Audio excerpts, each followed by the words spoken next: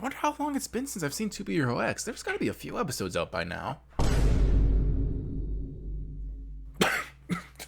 July. No.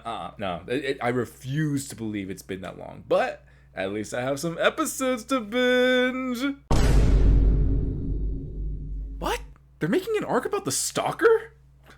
What are they even thinking? Who in the right mind thought that this was a good idea? 20 minutes later. 2 hours later.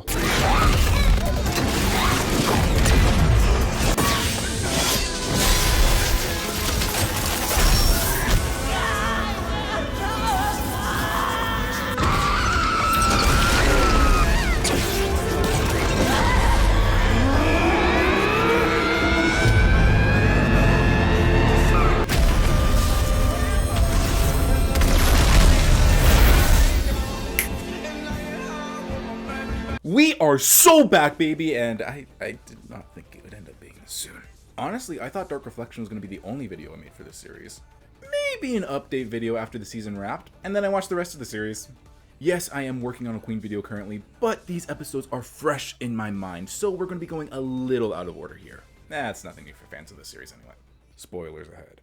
The opening act of Ghostblade's arc immediately stands out when compared to the previous 5 arcs, because unlike the multitude of heroes we've met before him, both small and big, Ghostblade's introduction is anything but heroic. Instead of saving lives, the number 5 hero lives up to his nickname, the Silent Assassin, by ruthlessly murdering someone whose final actions aren't begging for their own life, but for the life of another. The audience is kept just as much in the dark as Ghostblade prefers to be. He knows nothing of his victims. All he knows is, if they made his list, then for whatever reason, they deserve to die. And unlike fallen or disgraced heroes like Yan Chen or Boa, who started off with good ideals only for them to lose their way in the system that controls this world, Wang Yi never had those ideals to begin with. Having grown up in a butcher shop, Ghostblade was always surrounded by death. But more importantly, he was surrounded by the noise. Not only screams of frantic animals, but the undying squabbles of his family. An overly loud, messy, prideful group that to him were chaos incarnate. Because you see, for all the death around him, he couldn't care less. What he truly yearned for was the silence that came after. The animals he'd comfort before butchering them wasn't an act of compassion, but just a way to get 1 second closer to that sweet relief of silence that he can never have with his family. He had no aspirations of becoming a hero or getting into the spotlight. When FOMO launched, an app that allowed for people to market themselves to the public to get their trust values up, he was one of their first rising stars, even though he wasn't the one putting himself out there. It was other people who posted his photos, finding his quiet, cool guy demeanor cool, that started his rise to fame. All he did was act the way he thought a true butcher should. Silent and efficient, the exact opposite that the Yi family prides their sloppy work on. And as his popularity spiked, his knifemanship became unmatched, with the only caveat being that he lost the ability to make his own noise, his voice disappearing because people believed that a man who was as stoic and focused as his pictures portrayed wouldn't speak. All the while, Wang kept to himself, watching his number grow as strangers posted his work online. Without even trying, he had fooled the world into believing he was a cool, cold, calculated machine, all the while hiding the mess that he was inside. No matter how hard he tried in his childhood, he couldn't understand what the joy of laughing was, or the relief that tears bring. And if his PV is anything to go by, neither did his family. This is all speculative, but at some point, Wang Yi was taken to a doctor as a child in hopes of understanding why he's so different from the rest of the boastful family. And from the looks of it, the treatment he went through was anything but healing. Instead of trying to understand and work with him, his family and doctor took shortcuts, and very well could have made things worse for the young child.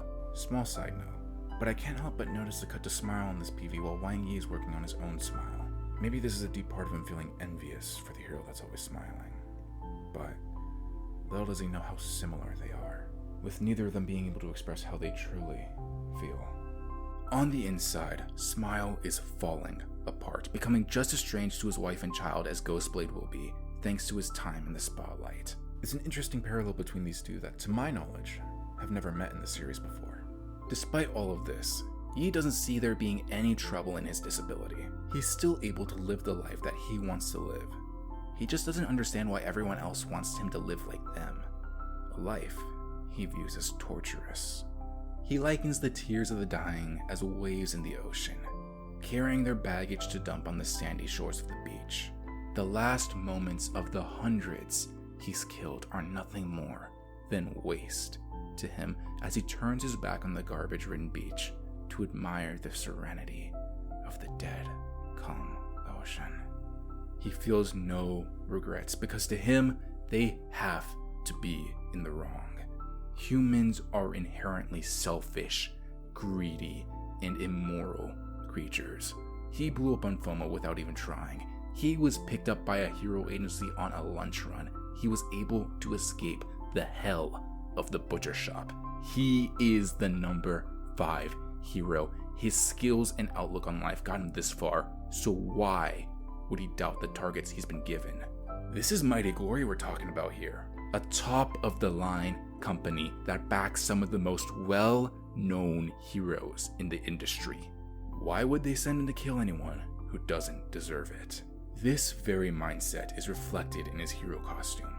A simple black cloak with gold trims does little to stand out, but the mask tells all, not only covering his now useless mouth, but also shielding his ears. He doesn't ask questions from his employers, and refuses to listen to the final pleas of his victims. The perfect assassin. And yet, much like everyone in this series, there's something much more to Wang Yi than meets the eye. As I watched my trust value increase, I realized just how easy people were to deceive. But who exactly was doing the deceiving? For all of his efforts to appear cool, Ghostblade is nothing more than a facade. It's the image that he wants the world to see, the version of himself that he wants to be, but is far from who he actually is, or how he actually views himself.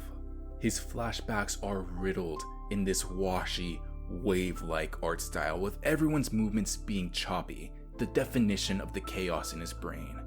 It's coarse, rough, and most importantly, everywhere.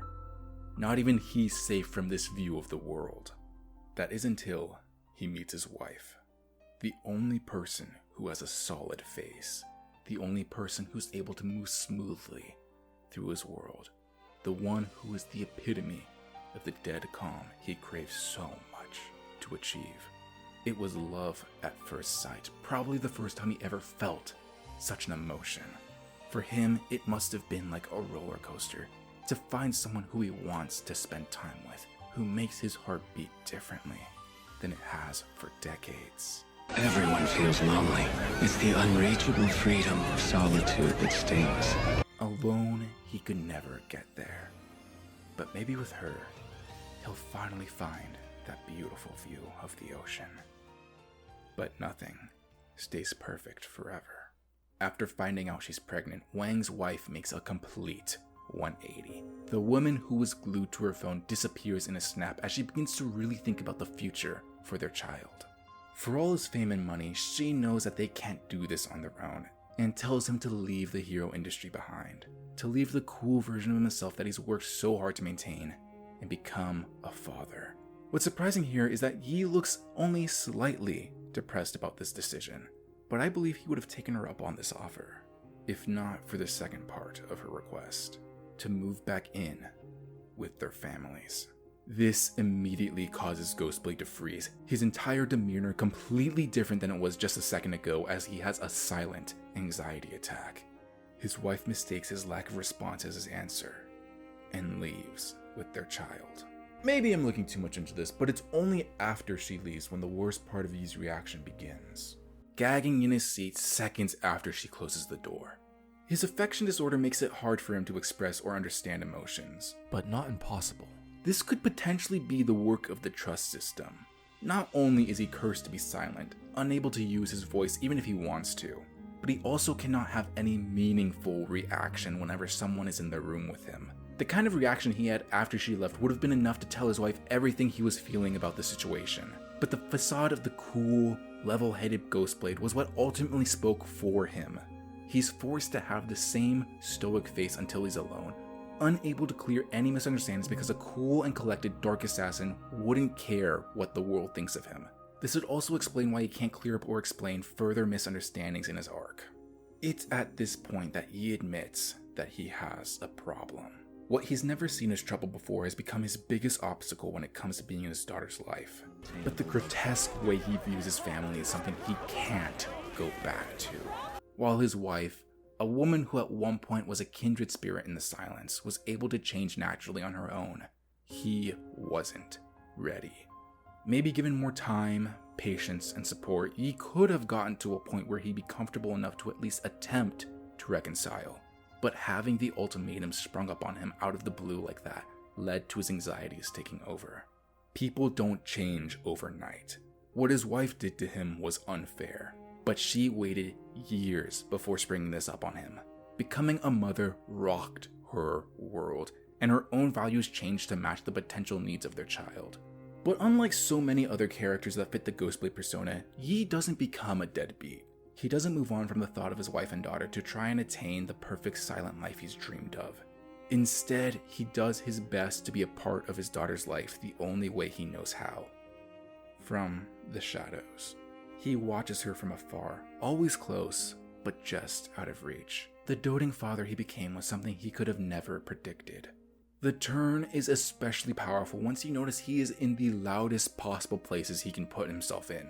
But he somehow manages to push through that noise to have a chance to watch his daughter grow. A daughter who believes he's dead. He took the time he had with his wife for granted. And while he's going about it the wrong way, he's determined not to make the same mistake with his daughter. He notes her favorite foods, listens to her favorite songs, and watches her with what one might call glee as she lives her life. He gets scared for her, anxious for her, and wants nothing more than to protect her. After all of these years, he finally understands what it means to want to leave your own baggage on the sand. And he can't see any of it. After detaching himself from humanity for so long, he doesn't understand the first thing of what makes him human. And that he's been human all of his life. He just doesn't express it the same way as so many others do. And this emotional constipation has really stunted his mental growth. His paper-thin black and white morality is almost that of a child. He never really did grow up. He never had the time or the right people there to help him understand the world around him. He became famous too quickly, reached the top 10 too quickly. He fell in love at first sight and rode that feeling to the altar.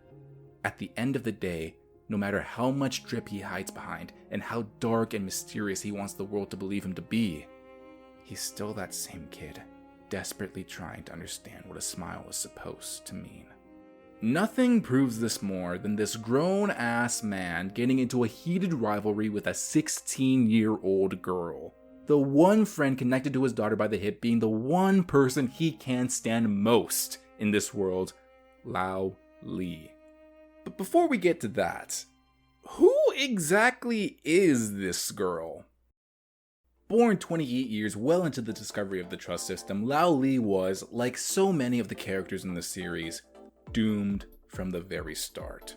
Inspired by a young, fledgling queen's speech to tear down the infrastructure their world stands on to create something new, an even younger Lao Li boldly declares to her mom that she will follow in her idol's footsteps and become a hero. But in a world where people's perceptions can shape the very livelihood of the strongest heroes, Lao Li soon learned that it would be a near impossible uphill battle to make her dreams a reality, as her mother quickly pushes them aside to adore how cute her daughter's proclamation was. Her mother didn't mean anything by this. It's important to remember that at this time, female heroes were a very rare sight indeed. And like any parent, who wouldn't dote on their kid if they bounced around like this, telling you all about their 1 second old life dream? I mean, I can't tell you how many of these I've had. Paleontologist, Minecraft YouTuber, photographer, director, back to YouTuber, writer. Let's hope that last one sticks. This innocent endorsement of her daughter's cuteness was only the first of many hurdles Lowly would have to face, as the very rules of the world would actively work against her every effort to reach her dream. No matter how far she pushed her body, no matter how much exercise equipment she littered her room with, and no matter how hard she worked for it, all of Lolly's efforts would always reset to zero whenever someone saw her face. Lao Li isn't your typical punk rock, I'm not like other girls tomboy that with one look everyone knows not to mess with. Down to her core, she's a girly girl. Yeah, she wants to be a hero and she's a damn good mechanic, but that doesn't stop her from liking the color pink or cute accessories. She radiates a colorful energy, her petite frame being the last thing anyone would think of when it comes to a female hero in this world. From the beginning, we've always seen the drawbacks of the trust system this world has, but to see it completely squander human natural effort is crushing. There is no escape from the perception of her cute side outside of Lao Li completely reinventing who she is.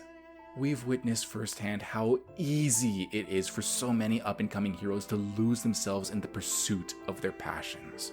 What starts out as an innocent dream quickly turns to a soul-crushing nightmare, one where many find it hard to recognize themselves after coming out the other side.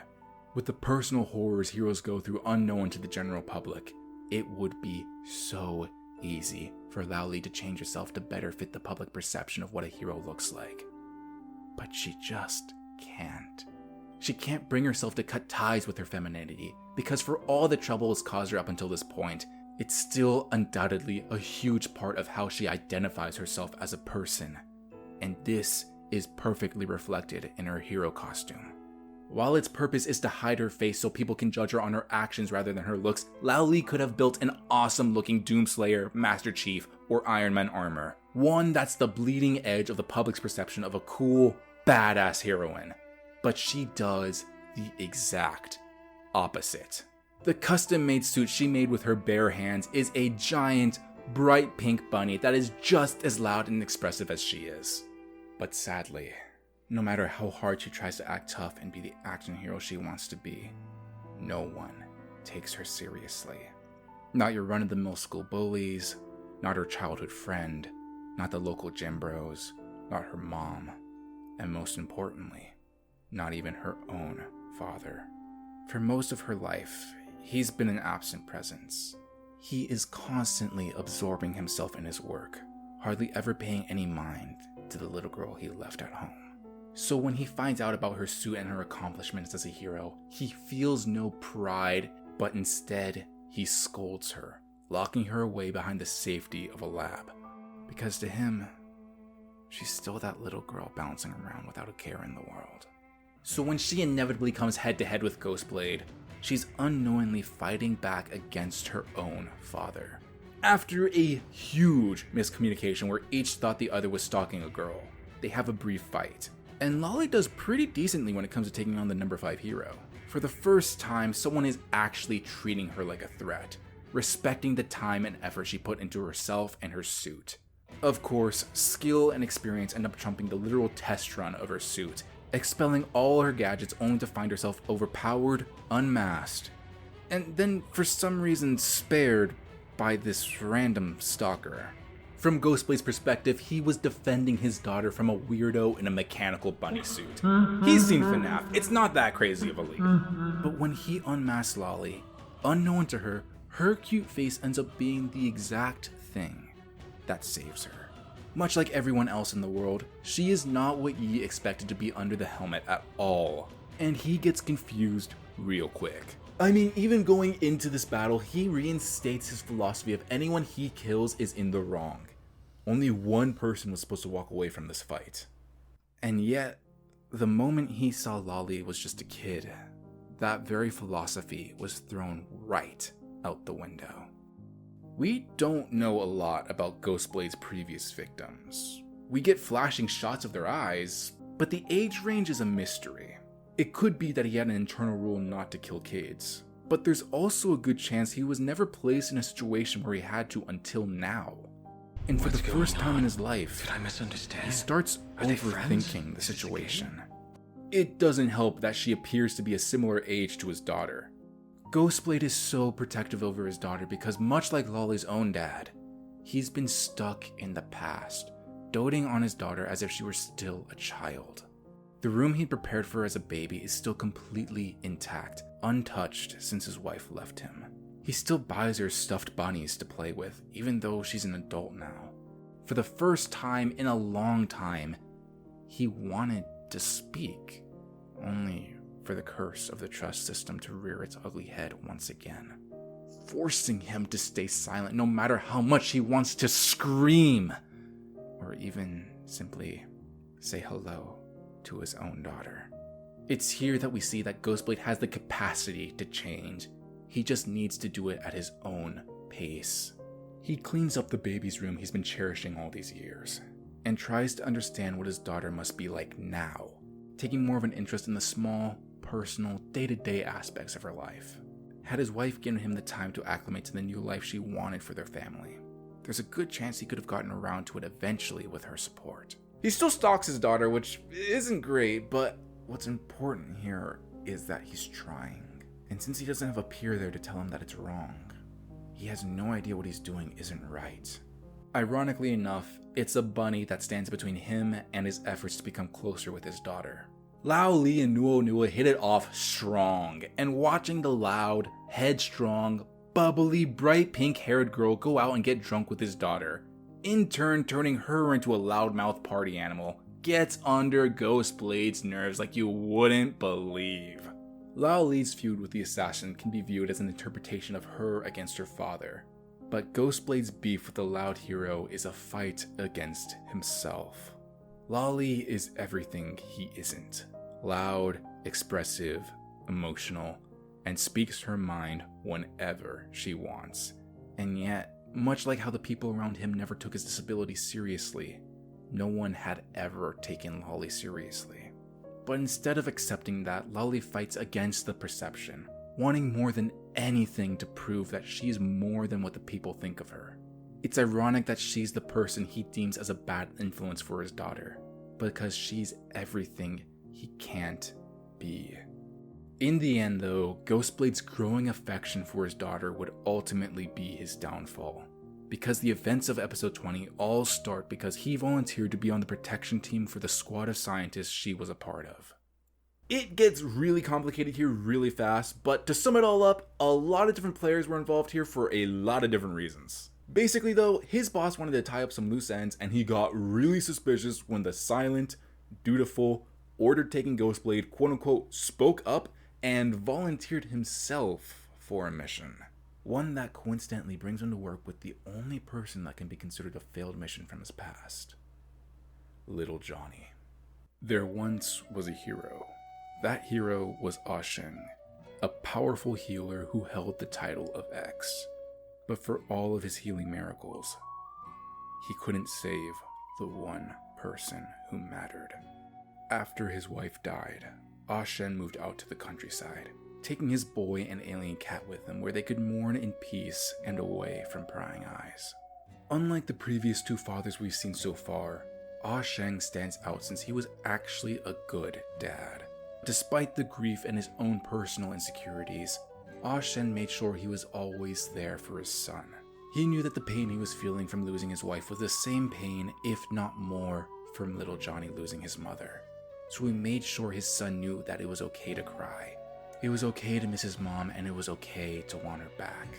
He did this while also allowing him to have his own space, allowing the young boy to traverse the forest that they lived in alone. He gave him the support system that both Ghostblade and Lolly were denied. This makes little Johnny an excellent contrast to them both, with his over-emotional sentiment bouncing perfectly off Ghostblade's emotionless exterior, and his inner darkness being a sad foreshadowing of what's to come in Lolly's future. The public eye sees a happy-go-lucky kid who can speak to animals. His commercials and merch are adorable, and his cat is to die for. And what's more, little Johnny's personality certainly reflects this. He's the definition of an extrovert, always crashing into people's personal space, always making room for others, always smiling. But how much of that is a mask to hide the anger he has inside? We as the audience know that Ghostblade killed little Johnny's dad, but his death is a mystery to Johnny. One he thought he had solved, only for his anger and frustrations to come crashing down after the man he suspected of murdering his father died in a random plane crash. For years, resentment had built up inside of him, and suddenly, it had nowhere to go. Johnny naturally slides into a depression, knowing that his career as a hero is due to nothing more than how easily marketable he is, and how popular his dad was. And yet he can't bring himself to change because his entire reason for being in the hero industry in the first place, to find out what really happened the night that his dad was killed, was taken away from him. He smiles for the camera because he was taught that a smile can bring hope, but that smile means nothing.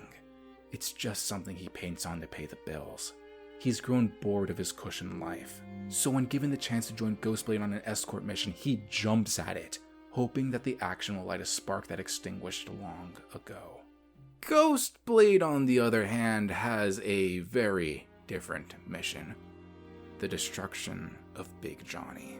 At the time, it wasn't known that this adorable little cat was an alien.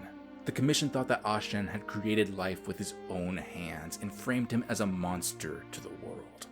A hit was put on him, but also on Big Johnny. Fortunately, Big Johnny wasn't with Ashang when Ghostblade arrived, and even more fortunately, when little Johnny was able to soothe the raging Big Johnny, the public believed that he was able to tame the monster his father had created. The two became too big to kill, but now in this shady escort mission, Rock sees the perfect opportunity to get rid of them both. Mission in hand, Ghostblade is given a numerous amount of times to complete his task. They're alone together road tripping for hours, but that might be a little too suspicious. When DJ Shindig attacked, his powers incapacitated the entire camp except for Ghostblade thanks to his affective disorder. He could have easily taken out both the Johnnies here, but he prioritized protecting his daughter over the mission. After Shindig is taken care of, Johnny comes to, stumbling into the woods and slurring his words, just barely able to walk. It would have been so easy to kill him here and blame the villain, and yet Ghostblade either missed his chance or ignored him completely. The final time he had Johnny dead to rights was when they were alone in the alien wreckage. No one knew where they were or what had happened to them. The cover-up of an accident was right there in front of him. Ghostblade could have killed him 10 times over without even breaking a sweat. But he doesn't. Time and time again he hesitates, lingering in the shadows, waiting and waiting until he's ultimately caught by Johnny, who innocently thought that the assassin had been following him the entire time from a distance because Ghostblade is just awkward like that. Again, the two are alone, this time closer than ever, and Johnny none the wiser. But Ghostblade doesn't finish the mission. This is the first time he's ever gotten to know a target, and while little Johnny isn't necessarily a kid, he certainly acts like one. It doesn't help that Johnny took an immediate liking to Ghostblade, both idolizing him and respecting him, and in the short time since they'd known each other, growing oddly attached to him. I wouldn't say Ghostblade has become a father figure to him, it's way too early for that, but perhaps by projecting the very often wrong emotions onto his silence, Johnny has been unknowingly giving himself the therapy he's been needing with the adult figure that has been sorely missing in his life. The one that Ghostblade stole from him. And if this kid is the mission, if the people who've been assigning him hundreds of missions for decades can be this wrong about one person, how wrong have they been in the past? How wrong were they with his father? So when Isol shows up out of nowhere to finish the job that Rock was afraid Ghostblade couldn't handle, Yi uses his skill and talent to protect, selflessly putting himself between the orphan he created and the mindless drone he once was. This is big because while he did protect Nuo Nuo, that was more in line with his own self-interest. She's his daughter, of course he's gonna step in for her, but he has no familial connection to Johnny. In fact, just by letting him live, he paints a much bigger target on his back, but he defends him anyway. Another emotion that Ghostblade doesn't know how to process or name begins to bud thanks to Johnny. Remorse. And perhaps, maybe, just a little bit of empathy. Above, heads clash on the surface too as another overbearing father does his best to keep his daughter out of harm's way. The original purpose of this mission was to study the alien ship, one that's stable, but not reliably so. That was enough for Ghostblade. He only went on this mission to make sure his daughter was safe. Little Johnny was attacked on side quest. While she may be on the expedition team inside the ship, he trusts her safety to her crew. The same cannot be said about Lolly's father, who, much like when he first found out about his daughter's superhero hijinks, restricts her to monitor duty well outside the ship, even though her suit would help the excavation team in more ways than one. While it's understandable why he's worried about her being a hero. I mean, come on, have you been paying attention to the series? This is just too much. He's wrapping his quickly growing daughter in a bubble and hopes she stays within the confines of the small world he believes his little girl deserves. One that he has control over at all times. One that he can watch her while having his back turned on her. And one where she will always be his adorable little girl, where the dream of being a hero was only ever meant to be words that were never supposed to be acted upon.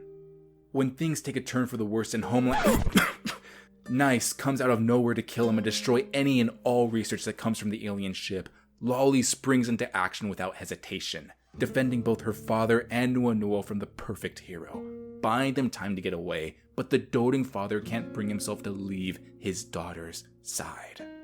Dad, trust me. The sad reality of these words is that I don't believe Professor Luo ever did bring himself to trust in his daughter's own abilities. She's just as talented of an engineer as he is. He's seen the power of her suit with his own eyes. But when asked to leave her to fight a ranked hero, even though there's nothing he can do to help, he eats up all the time she's bought him by standing there and doing nothing. In the worst case scenario, his daughter dies defending him and he dies seconds later. No matter how many times she reassures him about the suit's integrity, he refuses to take her seriously, only ever seeing the little girl he never gave himself the time to spend with. The only reason they get separated is because Nice gets loose, forcing his daughter away from his side, and the entire time he's yelling at her, telling her she stands no chance against a ranked hero. If she were fighting off of the power of trust alone, he would have been the death of her over and over in this fight.